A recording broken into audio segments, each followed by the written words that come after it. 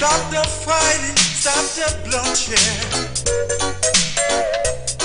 Let unity be the answer. Forget about tribalism. It only leads to destruction. Tell me, when will you see what is going on? Now wasting time. We gotta stand up as one for us to let Africa, yeah. Let's unite Africa, yeah. Let's unite Africa, yeah. Let's unite Africa. Later, so that we not have interruption of people walking through the aisle.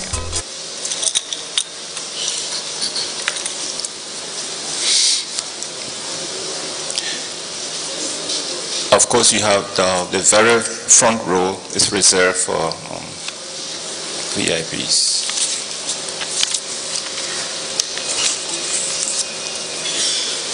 Okay, thank you very much, Mr. Chairman.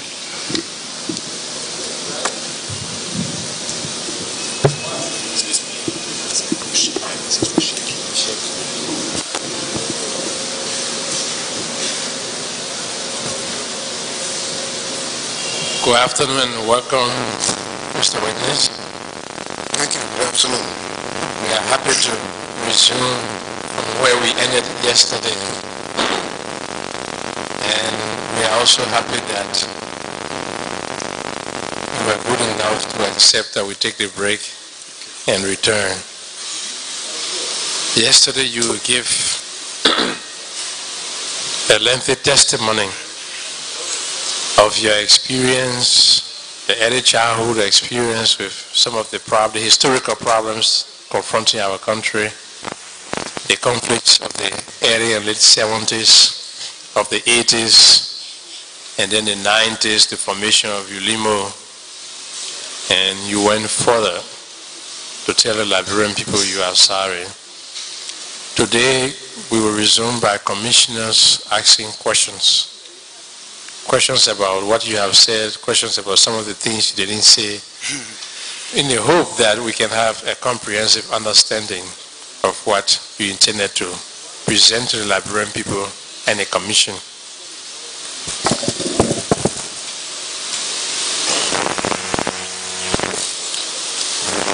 I'm convinced that as we proceed, commissioners will be joining. But before I get to commissioners,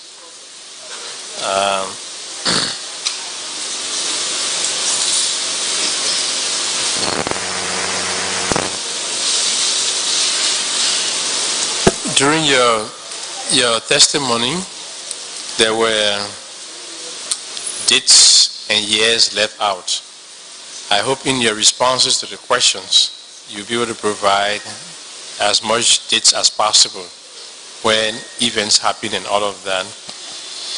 So with that, we'll turn over to Commissioner Coleman, who will commence the questioning. Thank you.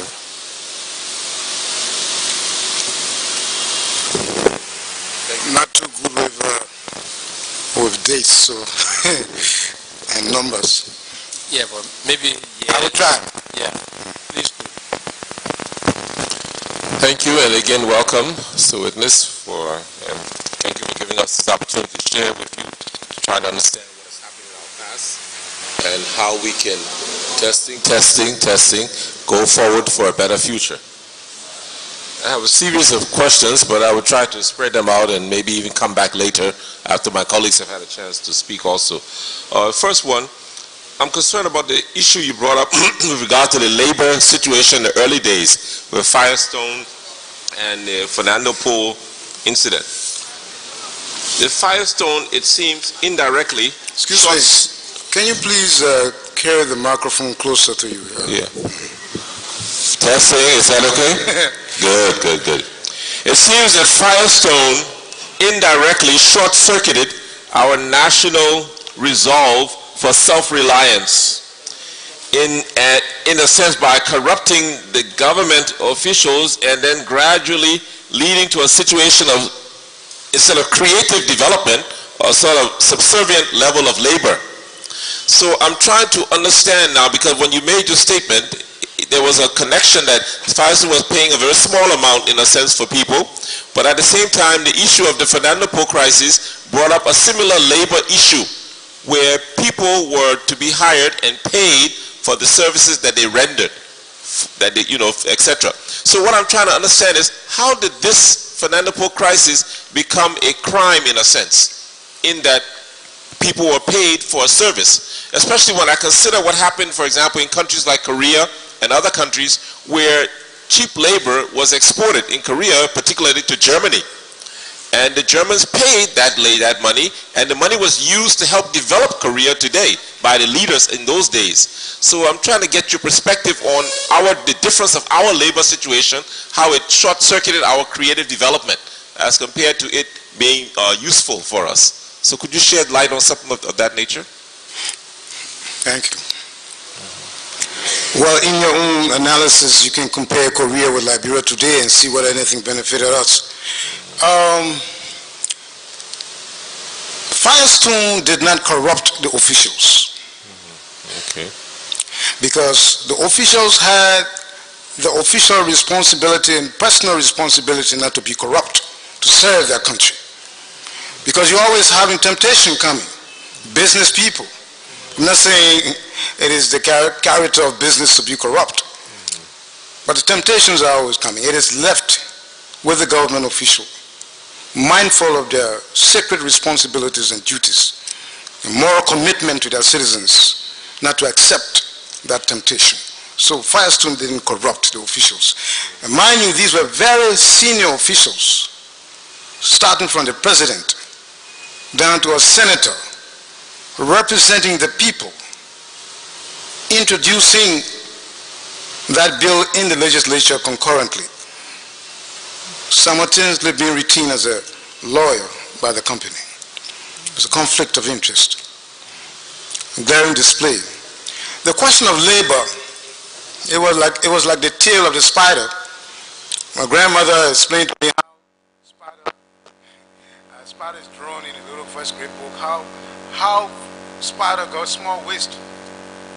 And the story goes like this, that they always portray spider as a very greedy symbol. Spider was invited by 2 towns in opposite directions to the feast, big feast, and he got very excited. And the time wasn't too far from each other. One was having a lunch at 12 and the other one was like 1:30. And the distance was a little bit far. But he thought that he could make it at both places. And so he asked the first town that they should hold the end of a rope that he tied around his waist and said, when the time is ready, you should pull me. Then I'll come so we can have the festivities, so we can eat.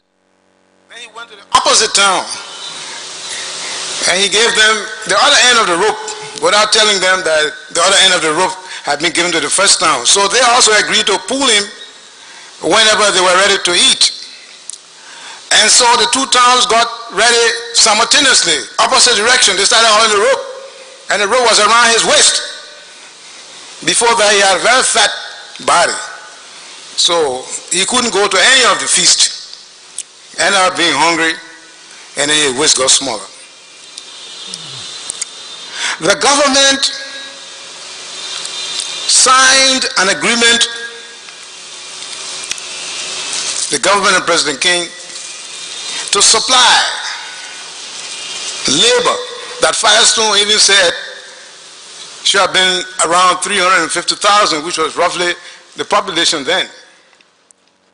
With Firestone to supply labor. And then later on, they made an arrangement, the other side of the spider rope, to supply labor to the fuse of Fernando Po of the Central African coast.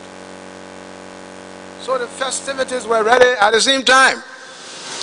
And the government had a rope around itself and gave the two ends to two groups that needed labor. And mind you, the third group was the regular supply of labor to the commissioner to carry on his work. District commissioner appointed by the president. So by force, people had to go and do plotter work, they call it those days. So you had three groups demanding labor.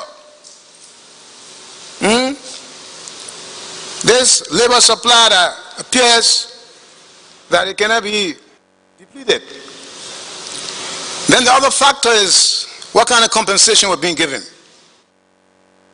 Many of those who were taken from there didn't know how much they were going to receive. They were given very little. But the commissioner had to make arrangement with the chiefs and give them something very little. So for the whole year, for example, a laborer at Firestone got $1.50 the whole year per head, per year. So that was exploitation, obviously. But it was your government that went into that agreement. And they were not going to send anybody else besides people from the interior. The same people that they had not recognized as citizens, whose culture they didn't assume had any value to the emerging democracy. But they were only useful for labor. This is similar to the experience under colonialism. When the French and the British came, they colonized, balkanized the territories. They had two different approaches, but with a common end. The French said, the British said, look, we're not going to pretend that we want to make you British citizens. No, you are subjects here in Africa. The French said, oh no, you can be a French person, but you know what? You have to be educated. You have to learn French and be an elite. But you know what happened? When the war came, they had to fight. They had to fight the Algerian war. They had to fight all around. The same people that the British said had nothing to do with their leadership, their rule, etc. And this caveat that the French had, that you had to be educated in French culture, etc., before you can be French citizen, the war made them to automatically grab a lot of Africans to carry them. One of them said, I can't speak French. He said, oh, forget about it. We're going to put away that particular requirement. So here was a scenario. These people were not considered as Liberians, even though the government had some sort of control over them in terms of administration and jurisdiction. And so, clearly, this was exploitation. But you would say that this type of exploitation was in harmony, you say, with the chiefs? The chiefs got a certain payment and they sort of mobilized the people? They were conniving. We didn't come here to defend what is wrong, no matter who is behind it. They were conniving, you know. And the other area was the land, because Firestone had to take 1 million acres. Of course, they didn't take 1 million acres right away. But what were the arrangements, legal arrangements, to have the people removed from the land? That didn't go down too well. And by the way, this is not an indictment on Firestone. I just use that as a case study to try to show what we were doing as Liberians to ourselves. So basically, yes, there was connivance between some of those people and the government. Would you say that there's a big difference between what happened then at the rate of $1 and something cents per year, when you consider the value of money then, and the current rate that is being paid laborers at Firestone this year? Would there be such a big difference from the exploitation factor? Well, $1.50 for a whole year. I don't know what is being paid now. But even then, those who are living, including the Amnesty report, the League of Nations Commission that was set up, they considered that as exploitation. Okay, the next one. Do you see any link between Tubman's actions regarding your father and that of Mr. Famuleh to the so-called global Cold War struggle that was going on at the time between the United States and the USSR? I don't know the linkage to the USSR. Well, they were accused of being communists, and there was a global Cold War where the so-called religious democratic world was fighting against the atheistic communist world. So that's what I mean when I say, do you think there may have been a link, that Liberia being on the sphere of the so-called American side, the religious democratic side, may have seen such involvement, even indirectly, as a threat to national security? From a if I try to link it that way, it would be a matter of sophism. Because I don't think we're sufficiently sophisticated to have been an active part of that Cold War. I think it was just part of the accumulation of discrimination and one-sided rule, diluted democracy that was going on. They didn't want to include certain people whom they were afraid of, or may rise to try to call for equality. So I think it must be considered within the local milieu and the historical development of the mentality that characterized the people who came. So I don't think it was a sophisticated issue such as linkages to the Cold War international situation. It's been the root cause, what I was describing as psychosocial disequilibrium, the imbalance between the mindset of anybody, including especially the leaders and their society. And they were warned, they were advised by some of their colleagues, settlers, like Edward Wilmer Blyden. He talked about this until he left Liberia, went to Sierra Leone, went to Nigeria, everywhere. They didn't understand him. And you know, it wasn't segmentation. The first group that came or took power were mulattoes. Joseph Jenkins Roberts and Daniel B. Warner Spriggs-Payne. The first real dark-skinned person who became president was E.J. Roy of the Truett Party, 1869.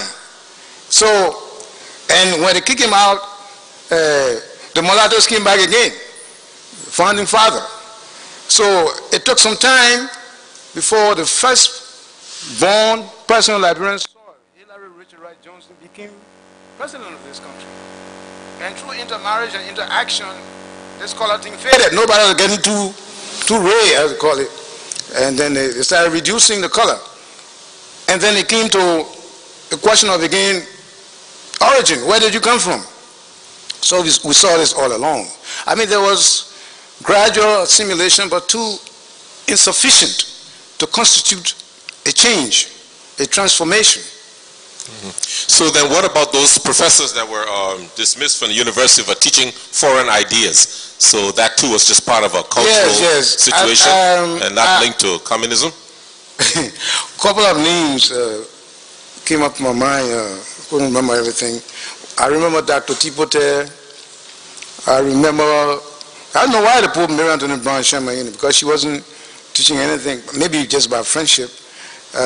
Several of them, I can't quite remember. I don't know whether Amos Sawyer was part of that. Dr. Famuleh hadn't come to the university those days. I think he came around 78. And this issue, I don't think really they were teaching communism, because these were people with PhDs in capitalist economics and different courses. If they came to teach anybody at university, they had to be equal to the students, because they didn't have any superior knowledge in communism and socialism, because they came with their PhDs from the center of capitalism. So I don't think they were qualified to teach anybody any foreign ideology. But I think they were being suspected of wanting to mobilize indigenous people on campus and to oppose the government. So I think the government was going through the medium of school to try to get them out of the university, because that was a fertile mind to try to mobilize students as part of the agitational process. So I don't think it had anything to do with foreign ideology. Okay, thank you. The next one, how about the fact that SOUP and this other party rose during the 70s as compared to coming up earlier in our history. What do you think was the factor or the thing that allowed that to happen then as compared to it not happening earlier? You couldn't try nonsense like that during Todmont time. Okay. SUP. And we were not antagonistic on campus. I was chairman of SUP at some point, and Rochefort Weeks and all the boys were in SDPP. But in the night we used to go and when we get hungry on the dorm, we take a little stove and put some rice inside and put a butter over it.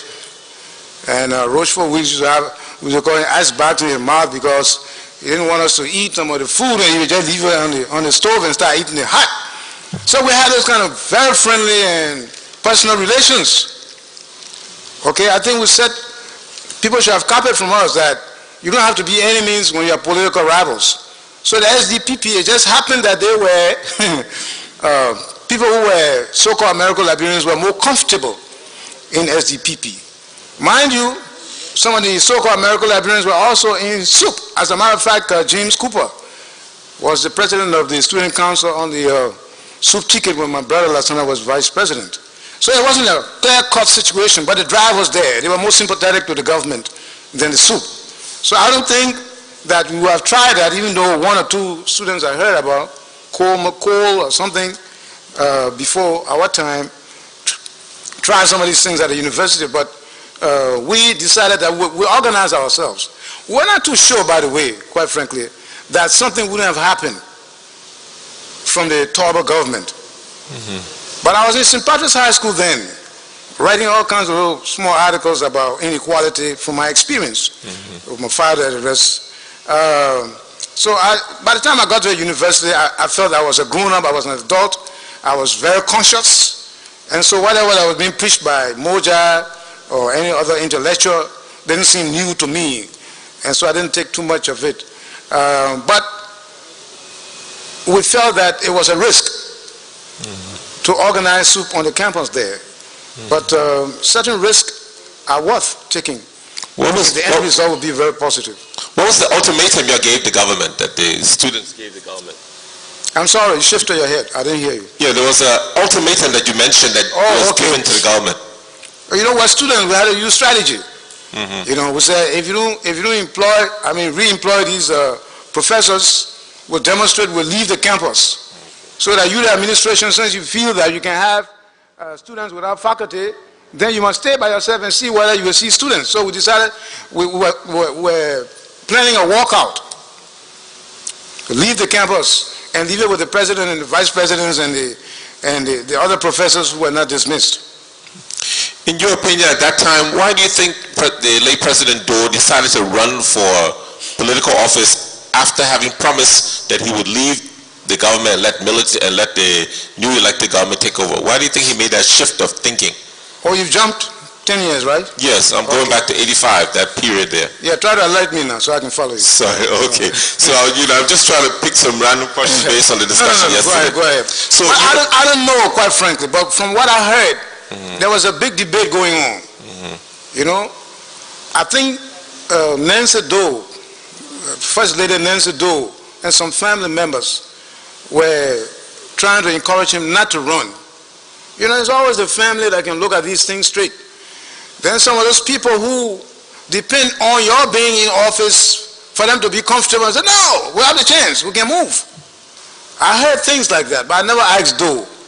And I never discussed with him the issue of wanting to run, because the first time I heard about his running business was in the cabinet meeting, when he had already organized NDPL and asked us to make clear our positions.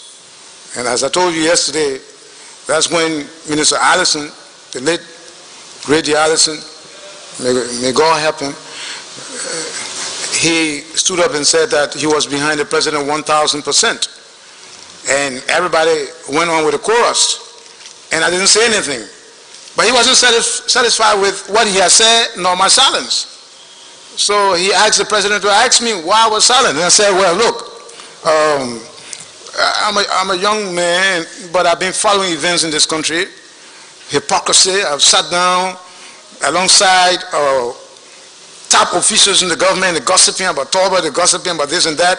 And as soon as the president shows his face, oh, Mr. President, how you do, sir? You know, and this was, to me, very dirty. So this man was saying 1,000%. So I asked the president, I said, I will answer you, but can you please ask the minister, Allison, to stand up? Nobody knew what I wanted to do. So he stood up, and I stood behind him. Oh, yes, you and the president was directly opposite him. So I asked the president, I said, if anybody were to shoot Mr. Allison from the front, what is the possibility of the bullet touching me? He said, I don't think it would touch you quickly. Then I stood on the side of Mr. Allison. I said, if somebody had an automatic weapon trying to shoot, what's the likelihood that the bullet would touch me? He said, very high. Then I said, if I decide to be with you, I will not be behind you, I'll be on your side. Because you can't see behind you. You can see on your side. So that was the first time I knew that he wanted to run.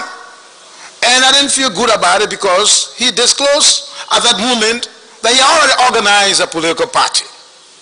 They were already officials. So if I were a friend, how much was I in the loop, so to speak? So that didn't augur well for me in my calculation. And I wasn't going to be hypocritical. So I just kept silent. So I don't know what eventually carried him to the presidency. Thank you. Next, do you know anything about the supporters of the Kawampa invasion? Who those who the possible supporters were? What do you mean? What do you mean supporting? You mean military or civilian or what? What do you mean? External? Okay, well, let me ask you another question then, now that you brought that to mind. In a situation where you have a military force acting against a government, there are three usual levels of people responsible. Number one, those who visionize the formation of the fighting group and give their financial support to it. Number two, the high command of the actual military wing that carries out that work. And number three, the foot soldiers that do the day-to-day community killing. In your opinion, of those three groups, how would you distribute responsibility and accountability for the damages done? Would you distribute it evenly amongst them, or would you give greater weight to one than the other? I'll tell you something about this responsibility business. It's a very tricky area. When you talk about responsibility, you're being subjective. Because you don't know what quantity of the damage you can attribute to anyone. Secondly, who quantifies this as damage? Coming from which side? And so they're heading hands. You said three groups. There could be 10, 15, 20 groups. Many of them could be the secret dimensions of what's happening. And most of the information we got was after the incident took place. You heard Dr. Famler giving you details of some of the organizers. So I think suffice to say that I don't know anybody else in terms of the organizers, etc., because I don't believe in rumors and hearsay. I like to prove things. I like to deal with evidence. Of course, you can intellectually analyze and speculate things. But when it comes to damages and apportioning damages to this person, that group, I think it's very subjective and risky. So I don't know. And accordingly, I don't know the foot soldiers. I mean, we saw some people, they arrested some people. I guess those were the foot soldiers. I don't know which ones escaped. So it's to me, you know, I wouldn't be truthful.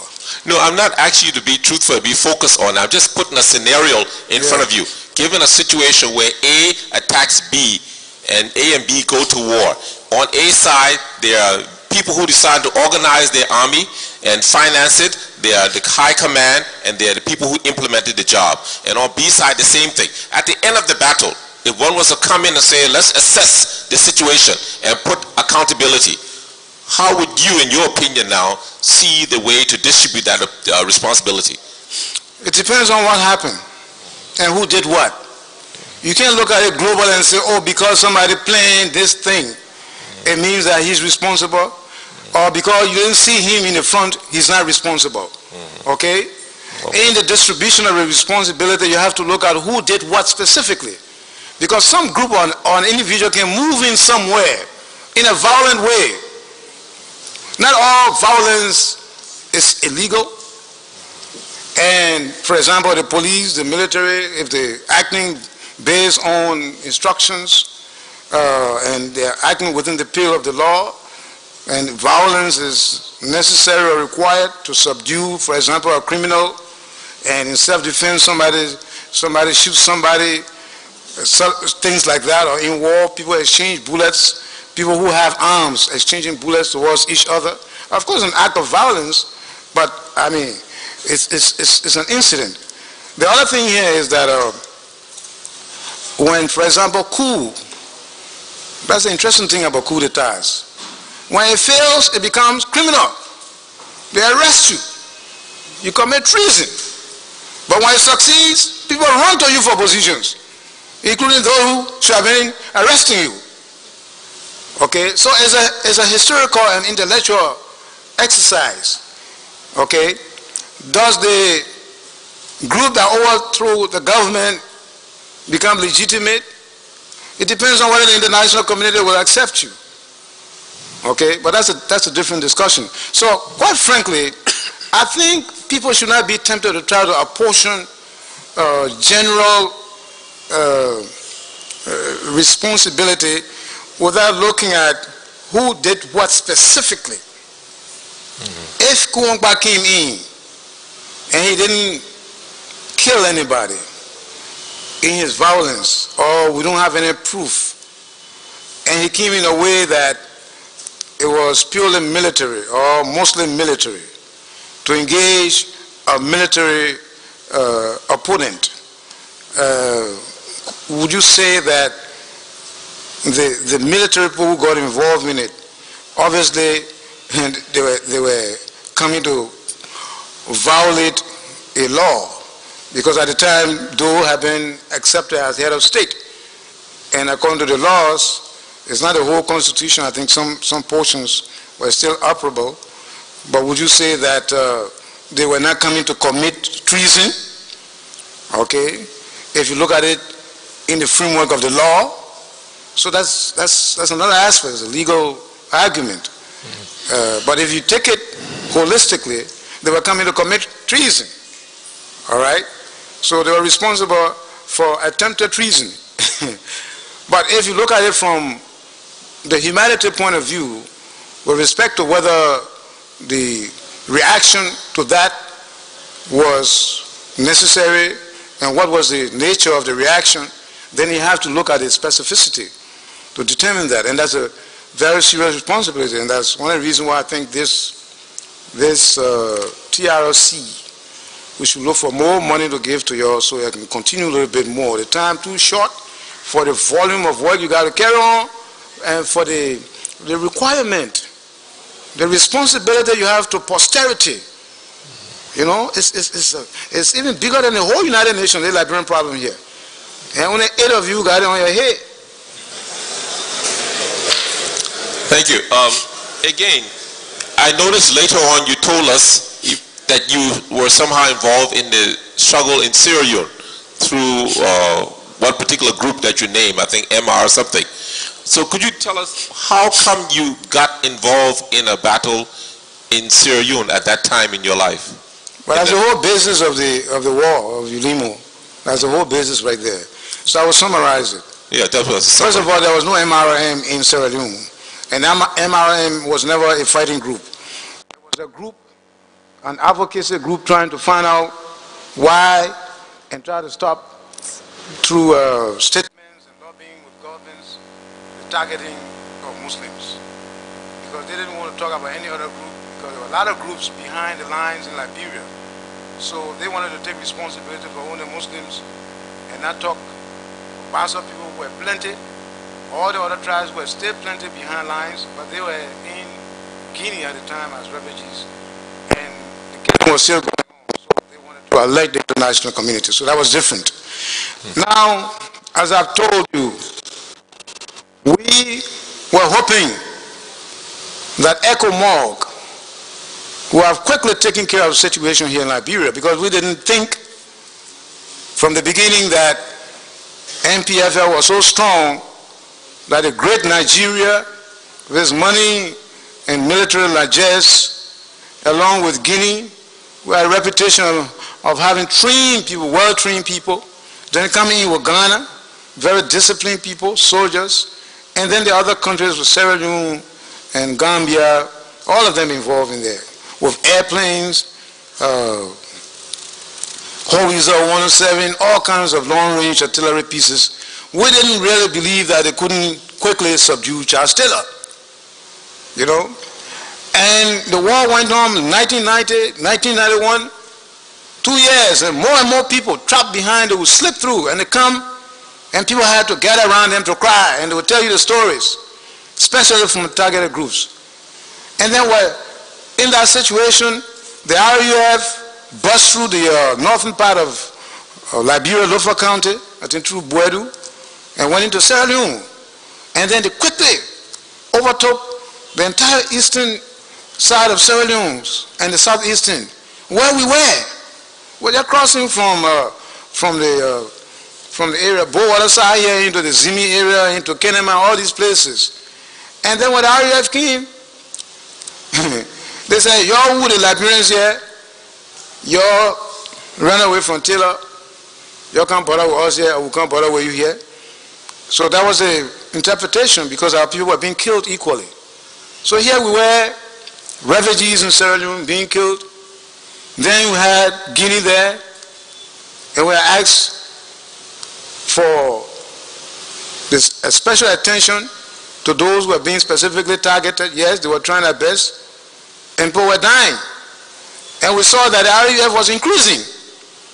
So we went to the Sierra Leone government through our representatives, Chile and the rest, to offer, because some AFL people ran away.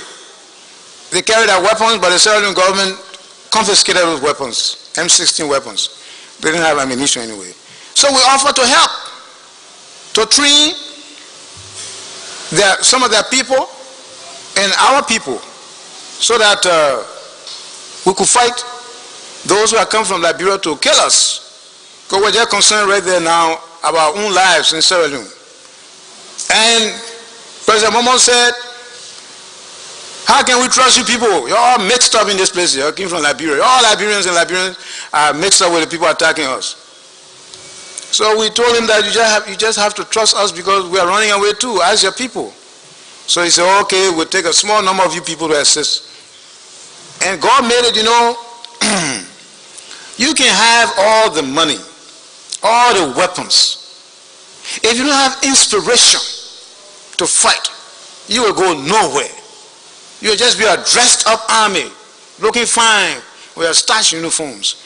But if you don't have cause to move in, you will not go, unless maybe you are dropped. And even that is just short. Once the drop wears from your face, you'll be standing out there naked.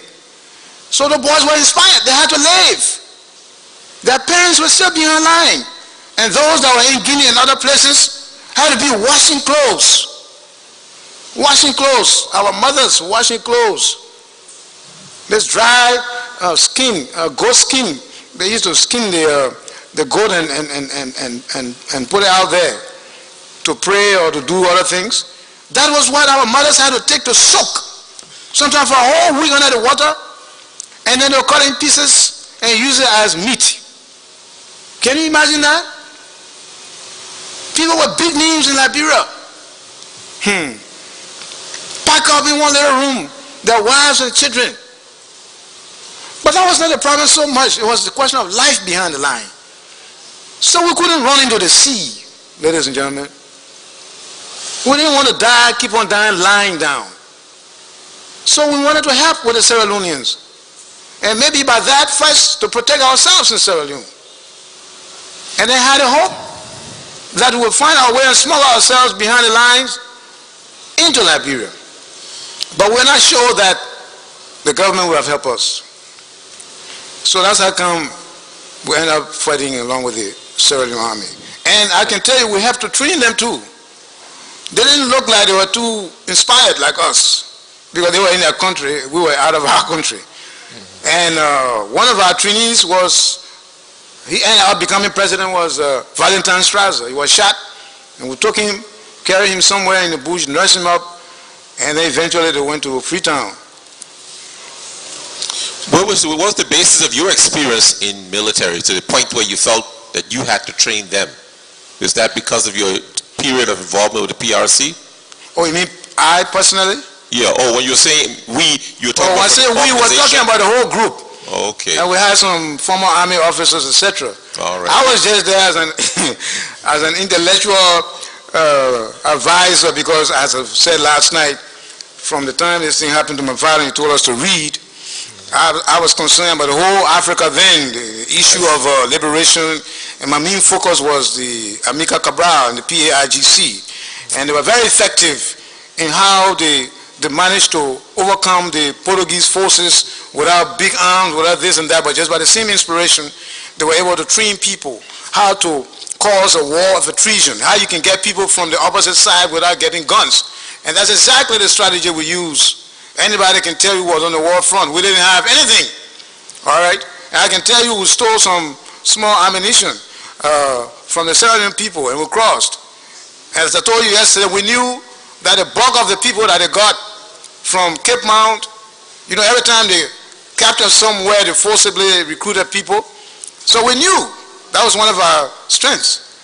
Okay. Because many of us have that background from Cape Mount, from Bomi County, Bapolu down to Lofa and some parts of Bong. So we knew that hundreds of our little brothers and other people had been involuntarily taken. And when we got that, so I specialize in radio communication as well, especially multi-frequency changing of the radio frequency. So we're talking through that, and we're speaking languages, you know, Loma, Madingo, Pele, etc. And then, of course, I had the added opportunity of being president of the Mighty Barrow Sports Association 85-87, where we became triple champions. I don't know whether you IE, but we gave IE 13 different defeats at the same time. So that was very, very enticing to many of the young fellows from Bassa. And they were loaded up in the MPFL. So we got that information. I started going on the radio and asking, who are in Barrow? Asking the MPFL. And many of them were with us. So with that, we were able to succeed. We succeeded in a guerrilla war. And those were the tactics that I picked up from Cabral and the rest of them. So it was not any special military stuff I had, no. Thank you. Next, you mentioned that ULIMO came in as a next phase after the Sierra Leone experience.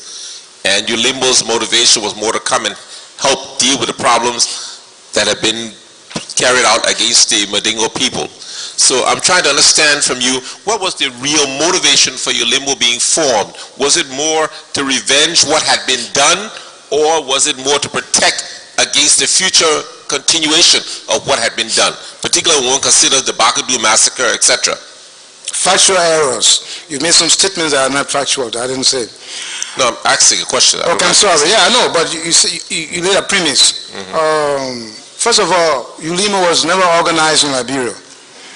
The government of President Momo didn't know us as ULIMO. Okay. But we knew ourselves as ULIMO when we organized to fight alongside the Sierra Leone soldiers. One. Number two, this was not a Madingo fight.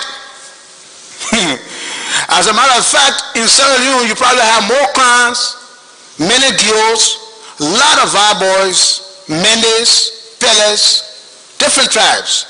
So it was not a Madingo organization. Neither was it to come and revenge for Madingo people, no. No, we were not targeting people. When I saw Charles Bromsky in Conakry, and he introduced himself as one of the hierarchies of the MPFL, and he had this document in his hand, lobbying for sanctions not to be imposed on the MPFL, and I asked him, what are you saying about those people behind the line who are suffering there, who are being killed? What kind of lobbying are you carrying on? You've come here to stop people from imposing sanctions on Taylor. Don't you know that's one of the best ways? Instead of fighting him, or the ECOMOG is there, yes, but an added sanction of economic sanctions and other things, wouldn't those steps make it faster and quicker for him to give up? And you come in here, you think we are fools to join you so that our enemy who is doing bad things to us can be freed and relieved from sanctions? I remember that day I had a white shirt, short white sleeve shirt in Siaka Toure's office there in Conakry. He had some shipping agency. And he wanted us to convince ourselves. And some people came to me and said, look, why don't we report this man to the gendarmerie? We wouldn't even tell the big people here. But let them catch him, whip him, and anything they can do with him because he's our enemy. There's a Congo man here. And I charged several people. And he said he's a hierarchy. I said, no. The man knew you were here. He didn't think that you would harm him. So why would you want to conspire to do bad things, bodily harm to him, especially asking a whole government agency to do something bad to somebody illegal? I said, no. Tell him what you had to tell him and let him go. We were not targeting, the Madingos were not targeting anybody besides not being the only group. And I told you here also that I was in Conakry just about the time this formation started, that a Gil Minor friend of mine called from Monrovia and said that he wanted to go to America, he wanted to pass through Conakry. And whether I could pick him up. I said, of course, you can come. But he was very brave, but he believed in our friendship and in me as an individual. So we picked him up at the airport and brought him to my house. And my family wasn't there. So he and I started talking in my room. 2 o'clock in the morning, we're still there. And then big knock on my door. The boys came and said, we want to see you quickly. I came outside and said, you don't understand that man's a minor Gil man? There's a serious robber that's sent here to take care of you. And you got him in your bedroom. I said, no, man, this man's my friend. They said, we're not sleeping. Anything, just knock something in the room. Anyway, the next day, this guy, I carried him to the airport, and he went to the United States. So you can comfortably conclude that if I hadn't helped Joseph Cotto, he wouldn't have been Dr. Cotto today. Okay, so I guess from this statement you're trying to say that ULIMO's goal was not ethnic in any way. It was more just to protect the country against the military might of the MPFL at that time? Exactly. Okay. And but then we do realize that there was a time where you're split, and your split happened to have been ethnic line, meaning ULIMO-K and ULIMO-J, where it now became K representing a Mandingo group, fraction in a sense, and the K representing more the Gio Crown, Crown, etc. I mean, was that true, or was that just also a myth? Let me ask you a question. Sorry. And this has no subjective factor. What are you? Are you a miracle Liberian or Grebo or what? No, I'm a Liberian and a child of God. Okay, anyway. You see, one of our problems in this country here is collective guilt. We're quick to apportion, we're quick to identify. Because I'm presidential candidate of ARCOP, it means that there's a Madingo party. Because I don't know what category of poor Mrs. Sullivan in. She got all kinds of background. Okay, no, she doesn't fit here.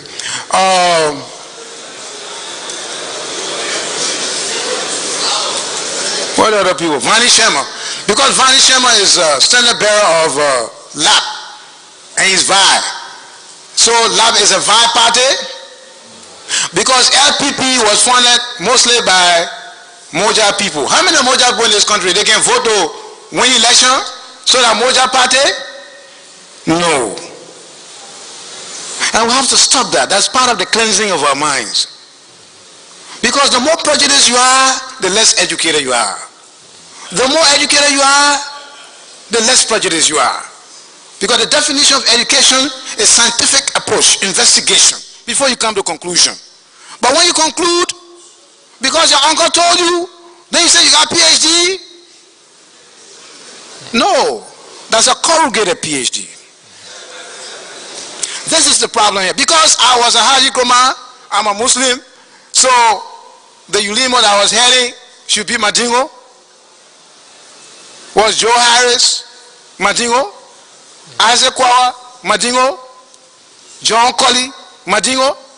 These were not only non-Mandingos, but they were Christians there.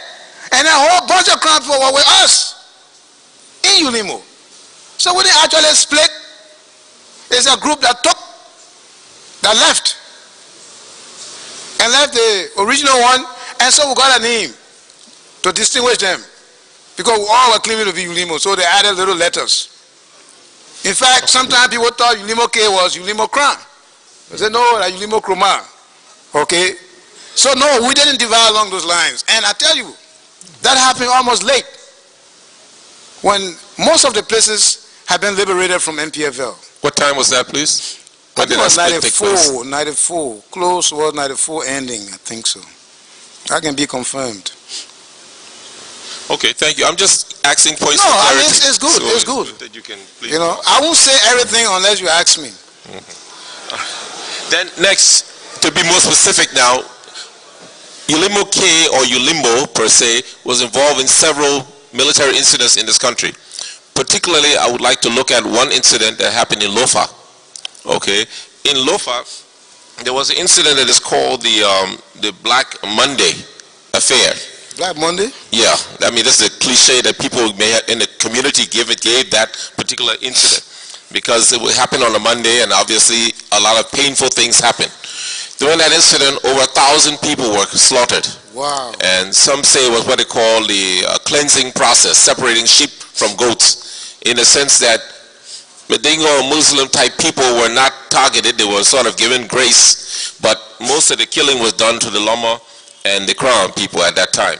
So I want you to please shed light on what you may have known, because there's rumors or statements that you were personally informed about that particular situation, where the soldiers were gathering people in the town, calling them together for a meeting, putting them in trucks or vehicles, and sending them to the Zilaba River Bridge, where they killed them and executed them.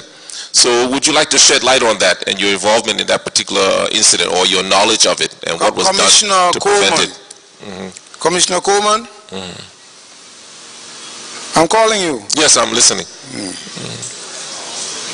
If you have not heard any lie in your life, consider this as one of the biggest lies. To the point that I who sitting here have never heard this story before. I've heard of other lies, but this is the biggest one I've heard.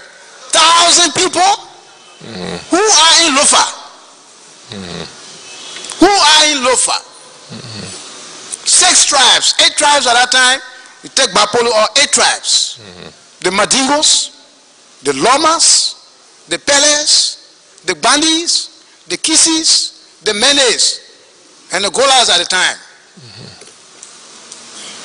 Who is Alhaji Kromah? Who is Alhaji Kromah? Of course, in Africa, you are what your father is by tribe. But let's break it down a little bit.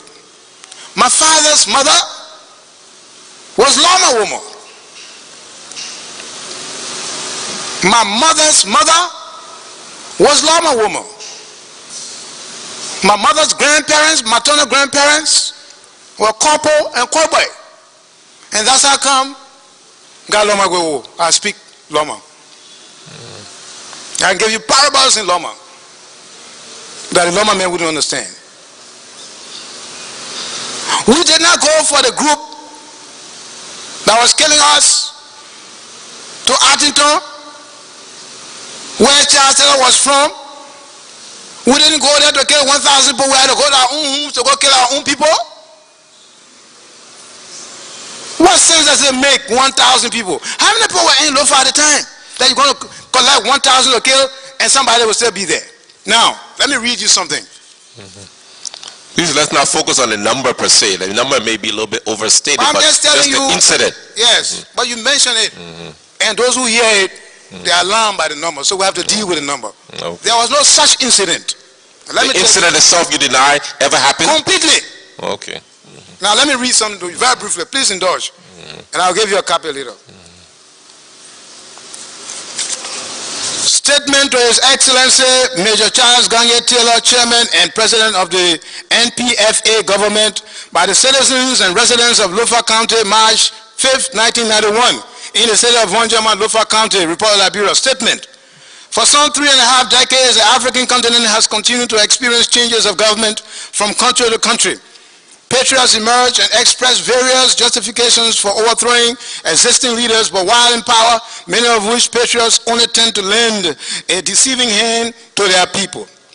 The people of Lofa County have grasped the feeling that the revolution in Liberia today is unlike many of the revolutions referred to. We recall that since December 24, 1990, this popular uprising, now referred to as the People's Uprising to unseat despotic, satanic, and ungodly Samuel Kedo, include the following. 1. A.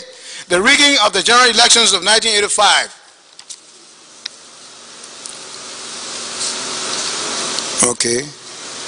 Tribalism, to name a few. I think I left one page out here.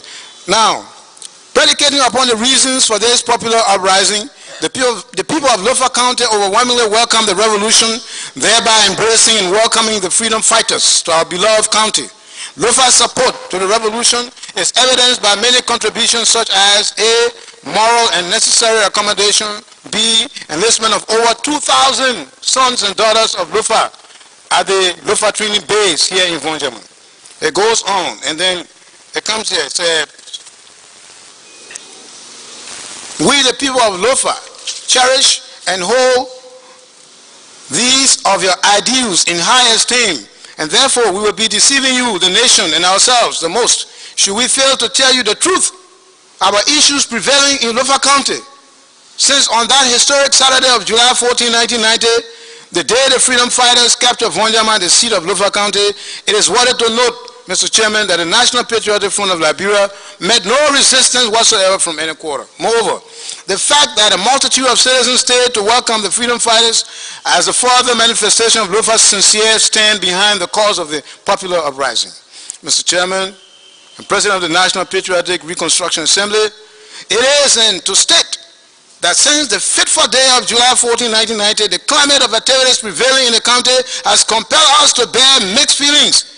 Activities under reference include the following. 1.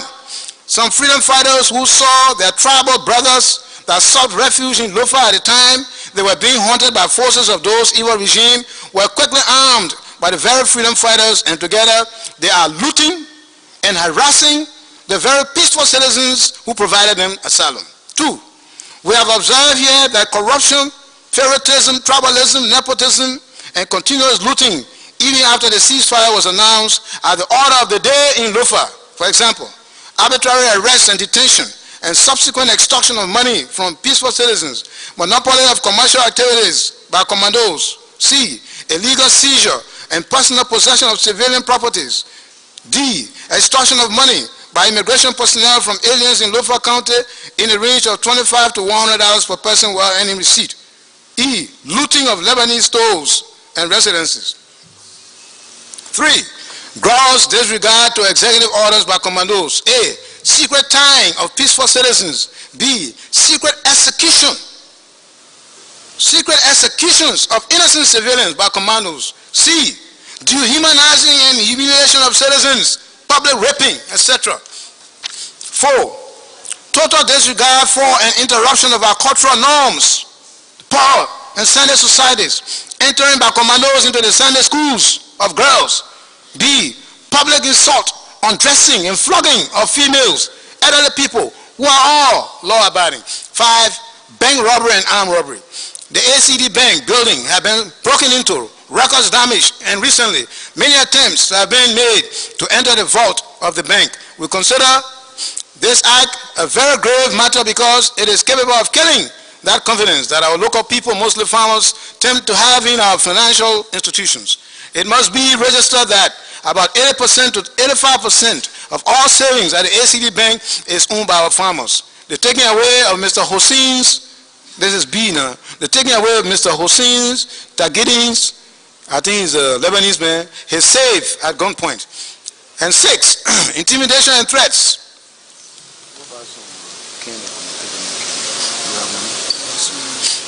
Trying to send for some peppermint candy from last night. Intimidation and threats. A. Commandos have further said that Lofa citizens and their properties, including their lives, are for President Charles Gange Taylor. and any serious report against them will cause the life of lives of the reporters, those who report them, and there will be no redress.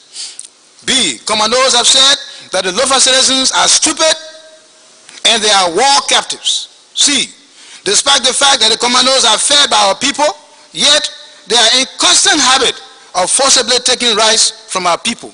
Such commandos justify their action by claiming that as commandos they must be fed by the citizens. To our utmost dismay, many do sell such collection or gave seam to their associates. We the citizens then wonder what has happened to the harvest of our farms referred to as deserted farms. This act is unbearable as it makes victims unable to even feed themselves and their families. 7, damage to development institutions. A breaking and taking away of Vonjama Multilateral High School. The Tegel Academy, Vonjama Public School books, equipment, dormitory facilities, and destruction of records and equipment. B, taking away of project items such as building materials, generators, and other items from PLAN, Plan International Vonjama Field Office. C, breaking into homes of missionaries, and taking away their properties. D, the looting of LPMC, LCADP, Foya oil mills, and warehouse of farmers' cooperative societies. Damage to mosque in the county. 8. 9, looting of personal and public properties, vehicles from individuals and hospitals, household materials. And 10, civilian administration. We regret to inform you that even after the institution of civilian administration, the commandos still obstruct the smooth cooperation of the civilian administrators. On and on and on. And they respectfully submitted statement, Committee of Lofa County. 1, Honorable Tambatela, Chairman. 2, Honorable Augustine J. Zeze, who later on became member of the MPFL, co-chairman. Number 3, Honorable Joseph K. Kaba. Number 4, James K. Molu. Number 5, James C. Momba. Number 6, Cecilia Kwemolu. Number 7, Leopold Bondo. Number 8, Joshua Sami. Number 9, Robert Bole. Number 10, Samuel D. Freeman. Number 11, Mr. Mohammed Bari, Fula Governor. Number 11. What year was that, please? This is March 5th, 1991. And one of those, the secretary to this committee, who happened to eventually become a member of my party, ARCOP, and show him this name, he said, yes. But we had his statement, and when Taylor King wanted to submit it to him, and he got a hint of it, so we're called one side and told not to present the paper, but somehow he had already leaked. Evidently you have a copy. So we never presented it to him, but this was our statement. So I read this. I don't know how many people know this. Every time you hear about destruction and things in Lofa, the first thing will be Alhaji Kromah and ULIMO. This is MPFL from the very beginning, 1991. They have already gone through all of this thing here.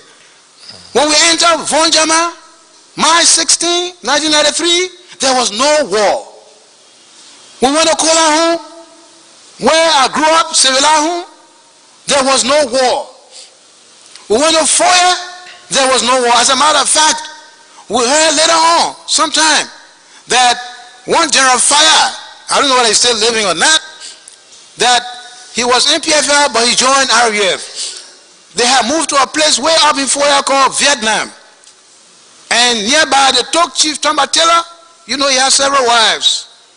He was a very, very great chief, close to 20, 30, 40 wives and more than 100 children. So they had kidnapped him. I sent about it here, Vietnam.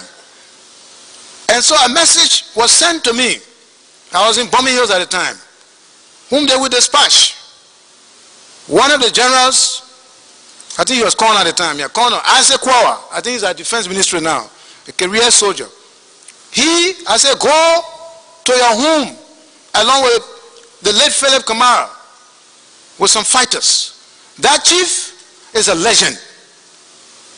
And you don't want to go in there because of the chief, but that man is on a destructive spree, because being a member of both MPF and RUF, you can imagine what's going to happen. And he carried into Vietnam. I said, well, how did we get in Vietnam in Liberia?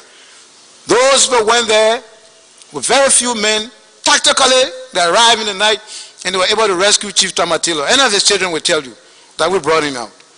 So the question of fighting in Lofa, we have very few battles. The only battles, very good, your question is good. So that was my next question. Will you please tell me, what do you acknowledge ULIMO having done in Lofa regarding massacres? Well, we didn't massacre anybody. So I can tell you that. I took an oath on the Quran.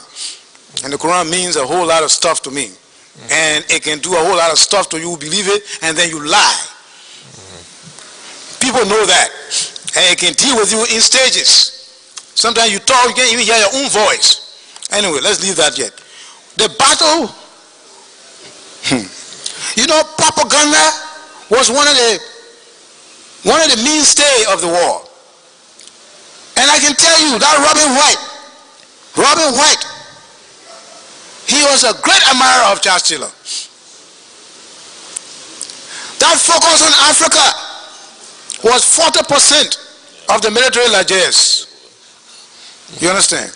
Because I can remember one time, at the very beginning of the war, you know I'm a journalist. You have any? Yeah, sorry, just... I said, John, stop hammering, man. Okay.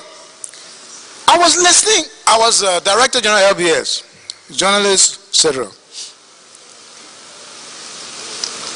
Robin White asking Charles Taylor on the radio. We understand the AFL troops are coming for Yekipa. Evidently, Taylor didn't know this. And they'll be taking the train from Buchanan to come. Are you going to allow this? Taylor said, hell no, we're not going to allow it. What is that? Where did you get the information from? All right. So what happened with this Lofa situation? Let me just give you the full dose. Please. Very quickly. And there are some people here today that will tell you, some top officials. When we talk over Vonjama, Kolahu, and the rest of it, then it became a political issue. After the Cotonou, and shortly before that, I think, some Lofa officials went to Charles Taylor, according to Charles Taylor's explanation to me later on in Monrovia here. You got Kromah sitting down here in Vonjama, and we're about to go to elections after this Cotonou Accord. He is going to convince all those people to vote for him. We've been with you this whole war here, and that's our county. Some of us want to be senators.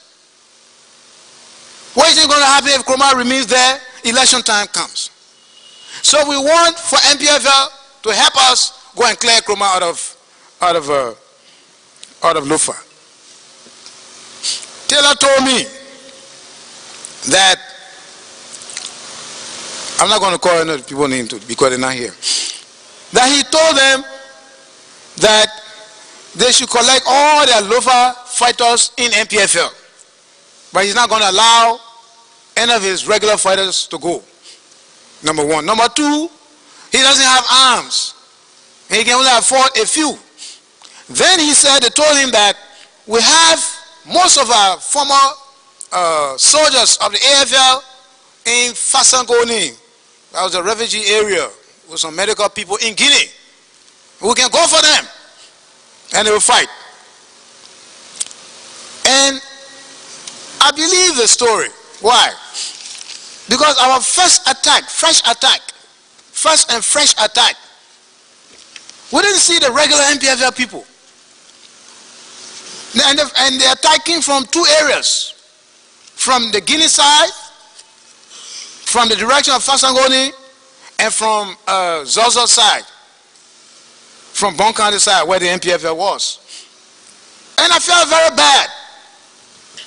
Because these are some of the Loma people that had run away from the war, and they were sitting down there in refugee camps. They had never fought regular war. You go and collect them to bring them to fight. And in the attack, a number of them were killed.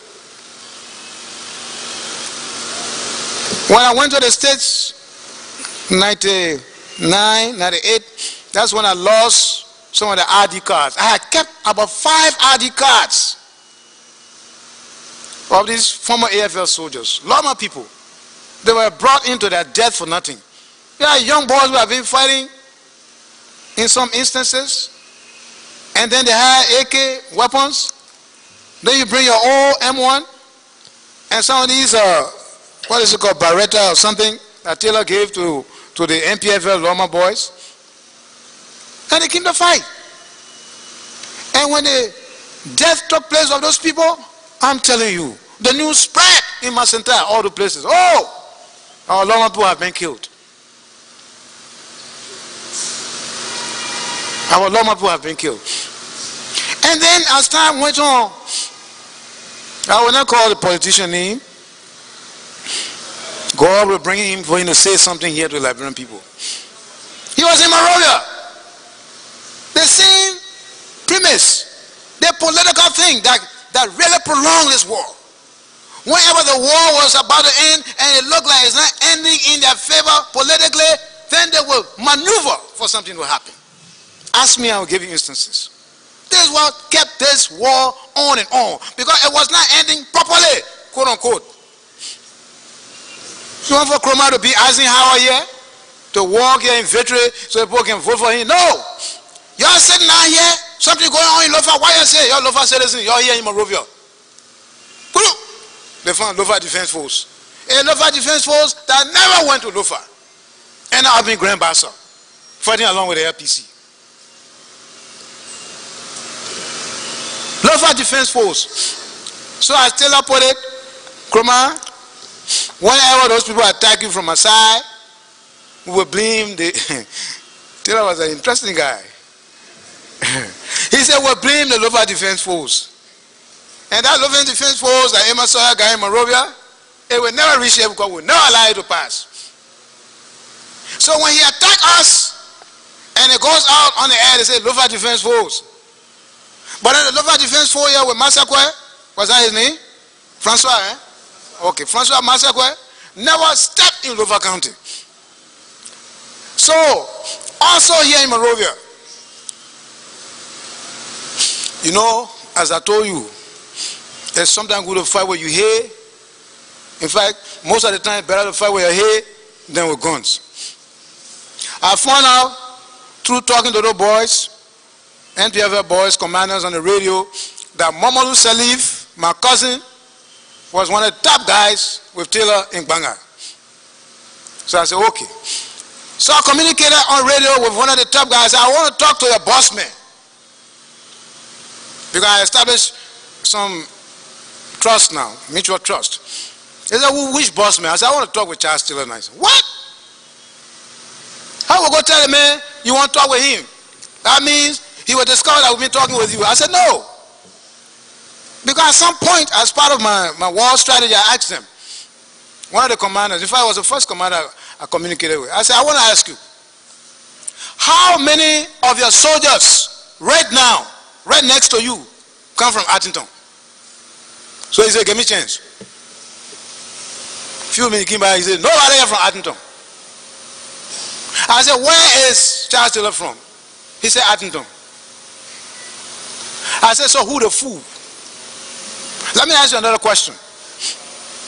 You have one guy that called Mole Sayon. He said, yeah, Mole Sayon is here. I said, that's my brother, because in our African tradition, we don't have cousins. Let me see one Liberian language person and say, yeah, the word for cousin. In our African tradition, Liberian tradition, we don't have uncles on your pa side, and we don't have auntie on your mom's side. Your father's brothers are your fathers. Your mother's sisters are your mothers. The only place you got uncle is the opposite side. Your mother brother is your uncle. Your father's sister is your auntie. How many of us know these things? So I got my brother there, Mother Sayon. He said, let me find him. They found him. He came. Your mother yawning. Your cook, I said, are you? He said, yeah. He said, who's there? I said, your big brother. I said, your other big brother, Salif, Mamadou Salif. Go and tell him I want to talk to you on the radio.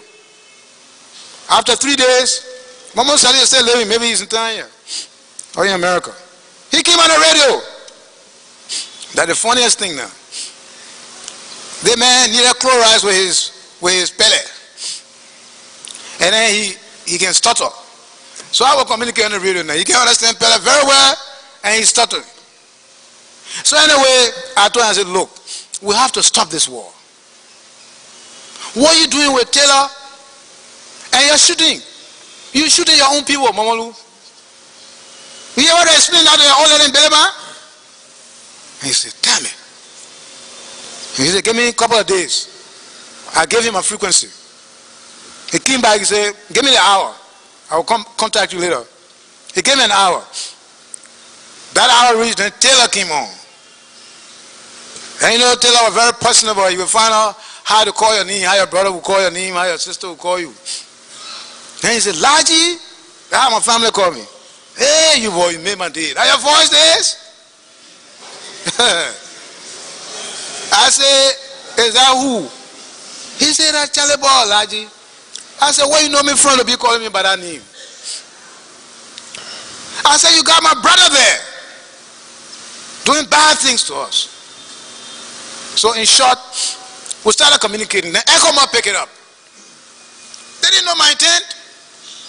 I was fighting war. And because people in Monrovia here politically, they felt that I was closer to Abacha, and they didn't like that. They made General Nyenga to contact Abacha and say, hey, we are finished. Taylor and Kromah conniving, they're coming to pick up Monrovia. What? No way for the mayor to contact me. So Abacha was convinced that I was conniving with Taylor. But the interesting thing was that Nyenga used to call me, General, everything, this and that. No problem. Excuse me, I'm sorry. Yeah, I was just concerned because, you know, this question and answer period, there are so many commissions that need answer to. I know, but you asked me another question and you encouraged me. Be, you know, so I was shutting it. Mm-hmm. All right? So they can ask me too. Mm-hmm. But if I answer what they had in mind to ask, I don't think it would be necessary to ask the same question. Mm-hmm. All right. So from that strategy, we contacted the commanders in Banga and told them that we wanted to come because we knew that Taylor wouldn't leave. We wanted to come and take over Banga. That was the ultimate military plan. Mm-hmm. For 1 month, we're talking with them, and we're talking with Taylor on the other side. So when we got ready, most of the commanders were positioned in Banga, the MPFL commanders. Mm-hmm. That morning, Taylor called me on the radio. He said, you know, I know very well that you don't know about this. But I just want to let you know that your boys have crossed what bridge between Bong and Lofa. That's simple. To Belefine.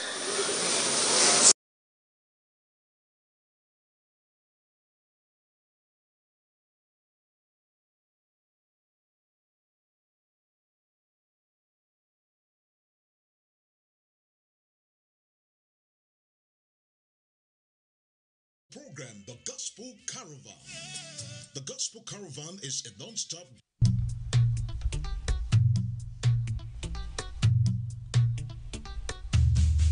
Roman Christian Radio and Roman Christian TV proudly presents the program The Gospel Caravan. The Gospel Caravan is a non-stop gospel musical program that brings you the latest gospel music from all around the world.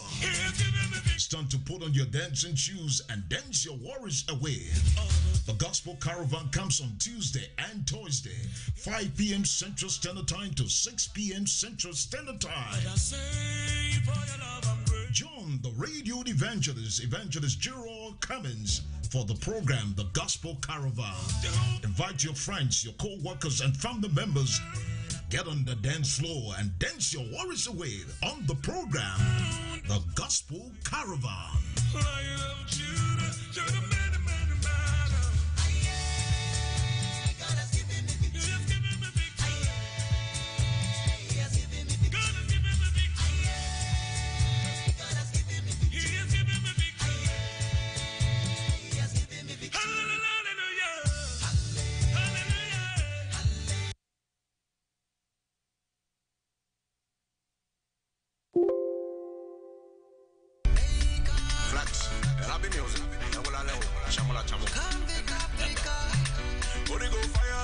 Are you looking for a Christian online radio station that broadcasts programs of news, views, interviews, and documentary? Well, here is good news that you can use. The invitation is yours to follow Roman Christian Radio, the light in the darkness. Roman Christian Radio broadcasts on Facebook, Twitter, Periscope, and YouTube. So, what are you waiting for? Invite a friend and family member and be a part of Roman Christian Radio and Roman Christian TV broadcast. Is Roman Christian Radio, the fountain of beautiful Christian broadcasting network.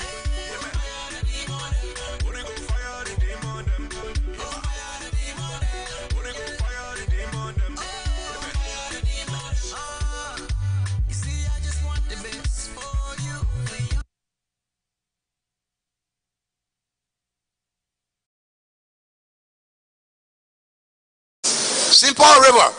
He said, I've right to Trouble Farm there. He said, they have crossed. They're on their way. I know you don't know about this. I said, let me check. My whole military checking took only 3 minutes. I came and I said, well, I understand that you attack our forces. He said, no. That is love our defense boys. But you need with me. I will catch them. I will shave them. I said, no. I don't think you can do it because they were with you. We ourselves are going to push them. In a matter of 2 hours, we're in Banga. No fighting Banga. I've forgotten the name of that artillery commander. He was the one on the artillery, attached it to a pickup and brought it to Famuyan Sheriff. That's how Banga fell. Why am I mentioning Banga? Because of this conspiracy theory that had gone to Abuja. That's why I'm mentioning it here.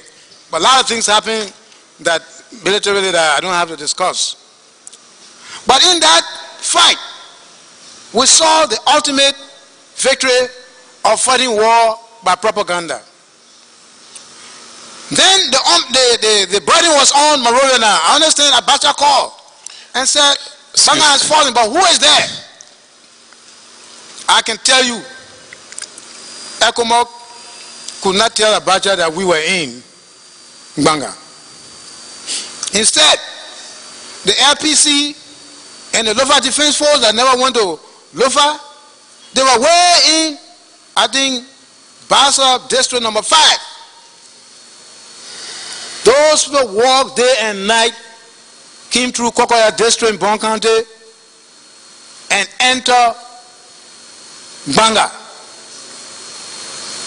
Shocking to us, because as far as we are concerned, Taylor had fled straight to Burkina Faso. He didn't even stop in the Ivory Coast because he called the BBC.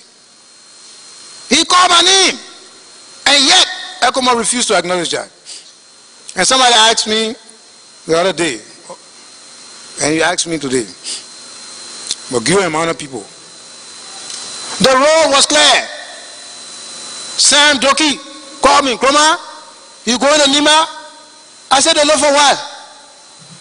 If you can show me the way to Burkina Faso, maybe I can go, because I'm looking for Taylor. We'll stop right in Palala. I saw something on the internet, some political stunt. One guy's will be confessing, and plenty on the internet. Oh, when ULIMO entered Nimba, they took my father, and the Alhaji Kromah ordered his execution. ULIMO ever enter, ever cross Palala to even reach Tokpen? To the St. John River? Never. Never. And let anybody come forward to them and say, ULIMO ever entered Nimba County.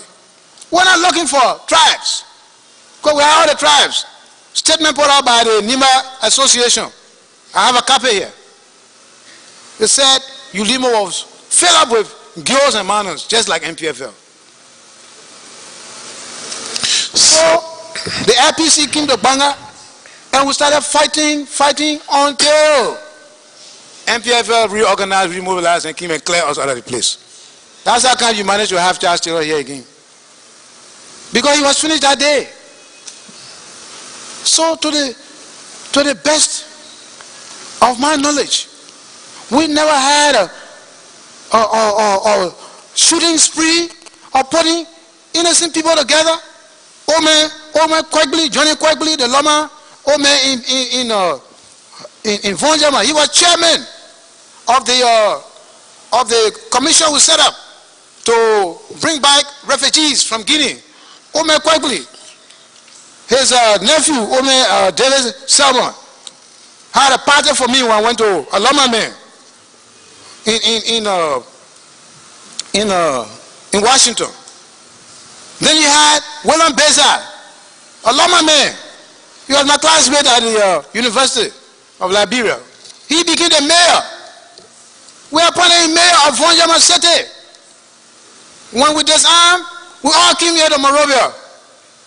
And I sent him to Education Ministry as assistant minister. I didn't even know that the position that Jim Fromorian, what Fromorian first name? Election Commission. James? He came to me, he said, my man, you put somebody in my position. I said, but you're off on Lofa. Let's stay so we're not announcing the man name. That's how you kill people? No.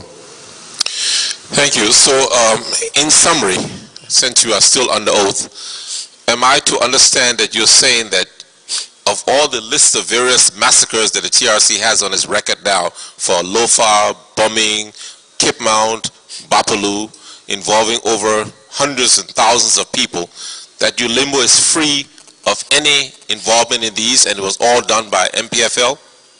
What I want to tell you is that we did not carry out any massacre. What is a massacre?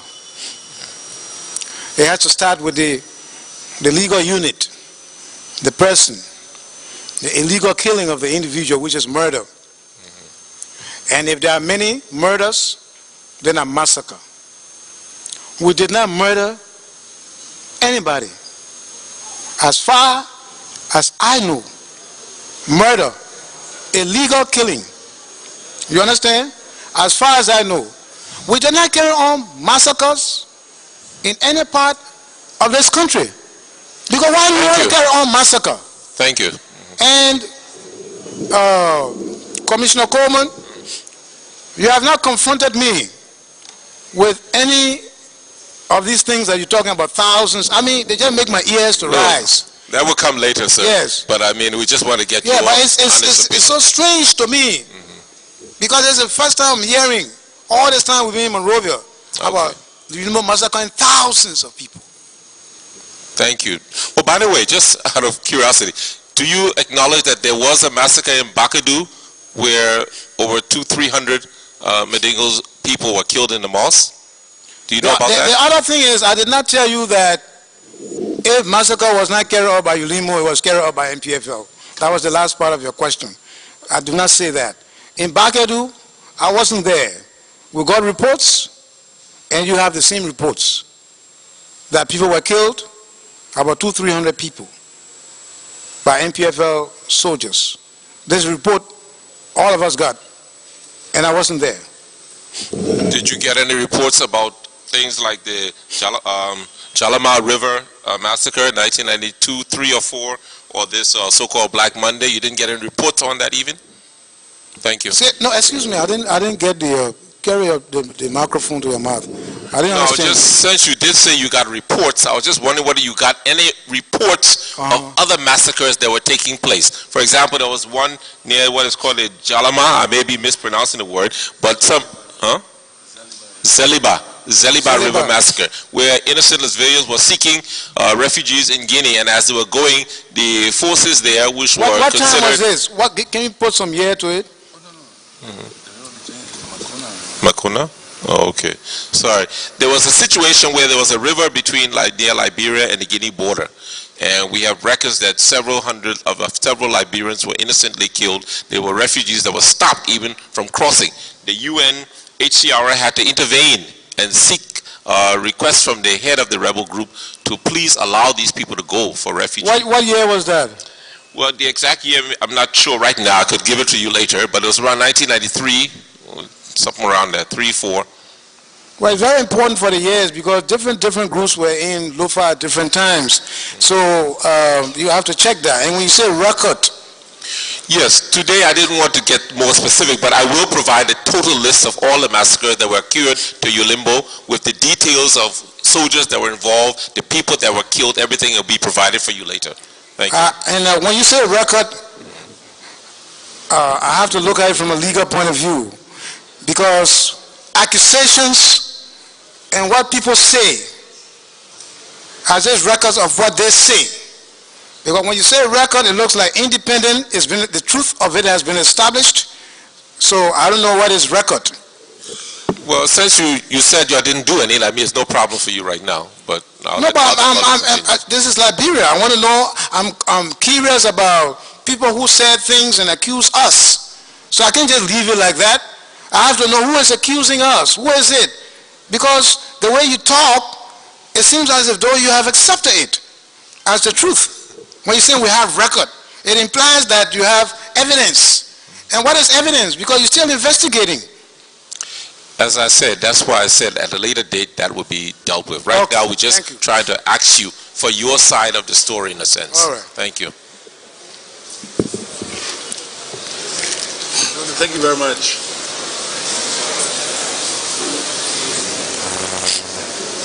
Thank you very much, Mr. Kromah. Or should I say Alhaji? Because what did you call me? I said Mr. Kromah, or should I say Alhaji? Yeah, no, it's the same. You know, we've known each other for quite some time.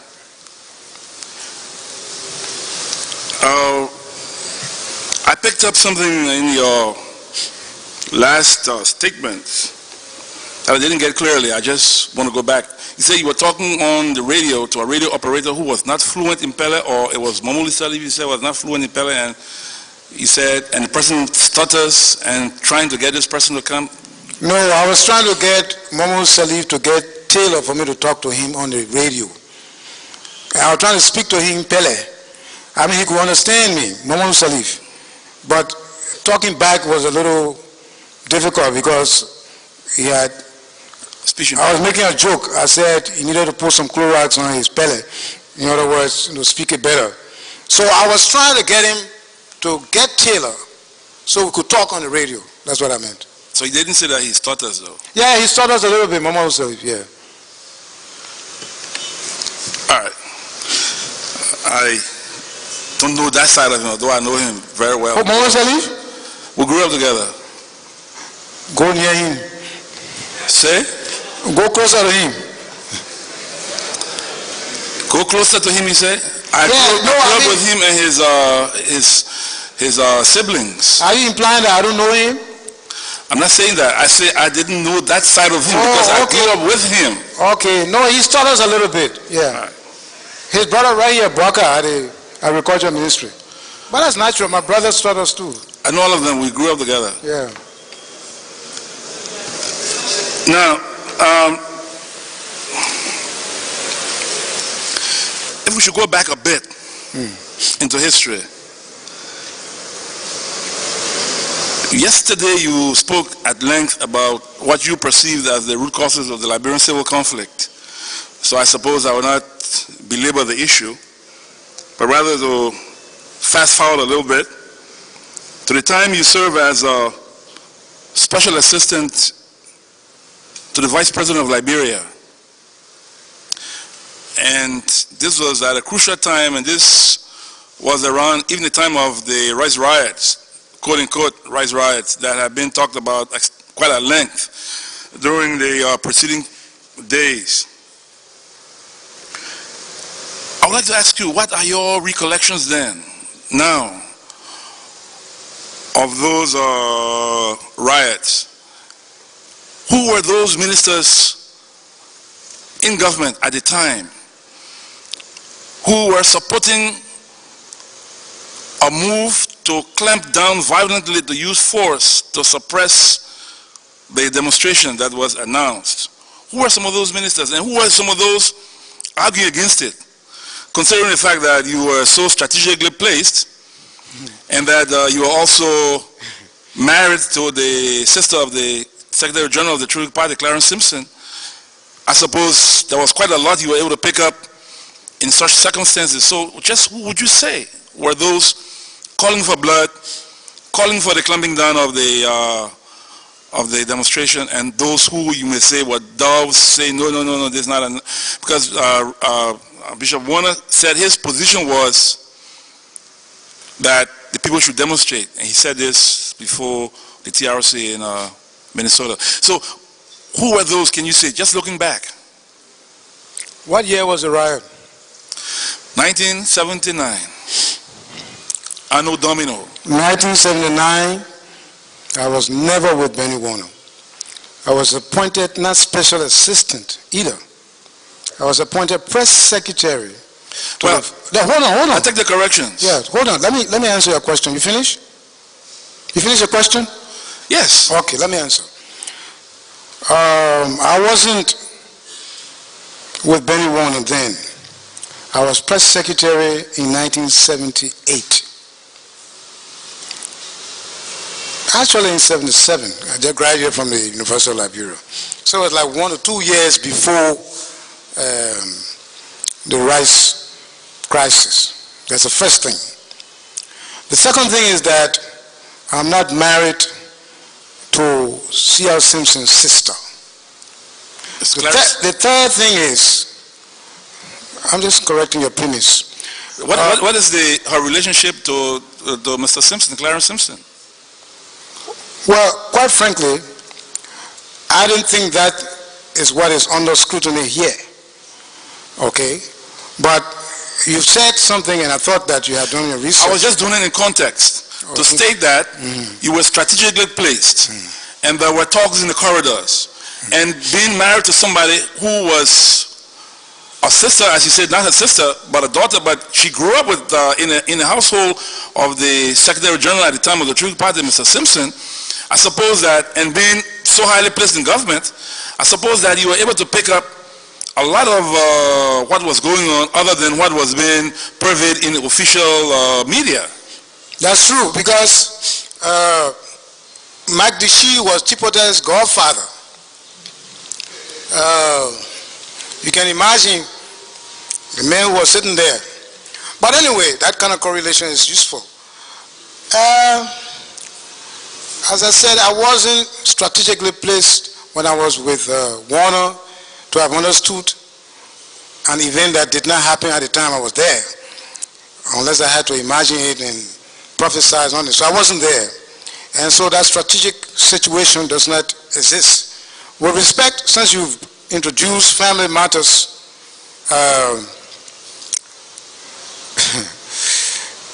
I don't want to make people angry, you know. I saw that you can be married into people's general family and you don't share the same principles. A lot of people are into marriage all over this place here. Neither did I have any access or proximity, or did I want to have it. I can remember, maybe Mr. Simpson doesn't know, I remember when he was appointed Secretary General of the True Party. And I think he was living 20th Street somewhere there. And they were sending out invitations. And the lady you talk about, I wasn't married to her at the time. And I wasn't married to her either when I was with the Vice President. When the coup took place, we had been married only 6 months. So she was only a girlfriend. I don't know where all this marriage and other pieces of information came from. But that invitation came to me. And as far as we were speculating, we thought Jackson Doe was going to be Secretary General of the True Party.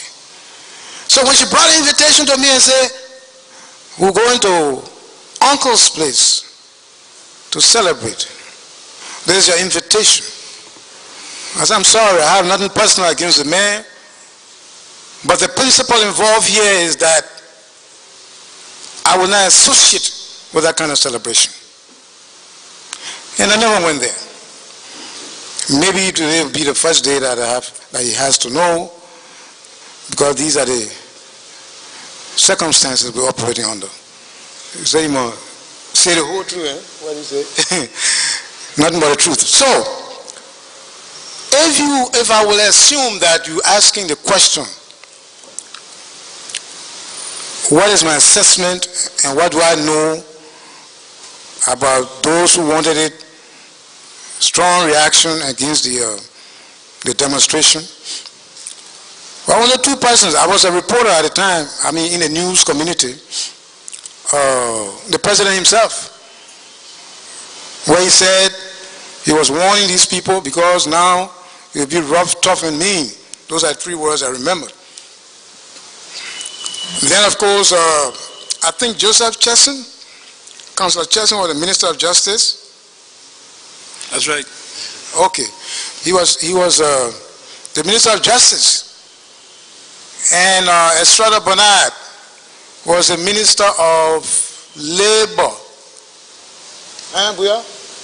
Okay, he was the Minister of Labor, and the Minister of Justice said, "Mr. President, go and sleep. We got everything under control." Of course, our reassurance, we were all relaxed. And I think Estrada Bernard, because I think the PPP had called on the working community, the labor force of the country, not to go to work. So Estrada Bernard asked and appealed to everybody to go to work and shouldn't pay heed to this unlawful call. So those are the two people really that were on the radio, the President and the Minister of Justice. I was not in the loop of top officials who were sitting there in their meetings or cabinet meetings to say, oh, we have to do this and do that. The only place we could get a feeling of what was happening was on the radio, the President and the Justice Minister. Okay, thank you very much. Again, I beg your indulgence. When did you serve in the aftermath of the Rise Riot 79? And which portfolio were you serving at the time? Were you Assistant Minister of Information? No, it was after that I was appointed Assistant Minister. I was on the, I think, Director of News at ERBC at the time. Okay. As Assistant Minister of Information, I suppose that you did become aware of the Brownell Commission, which was set up in the aftermath of the what was called the Rise Riots. What would you say were the key findings?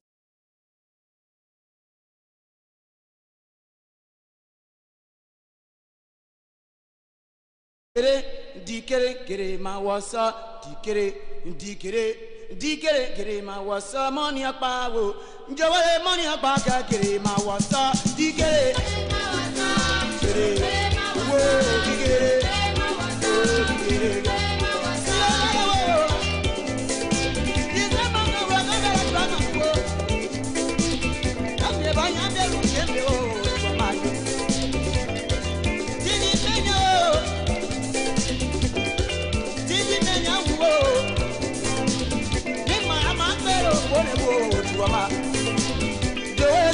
the way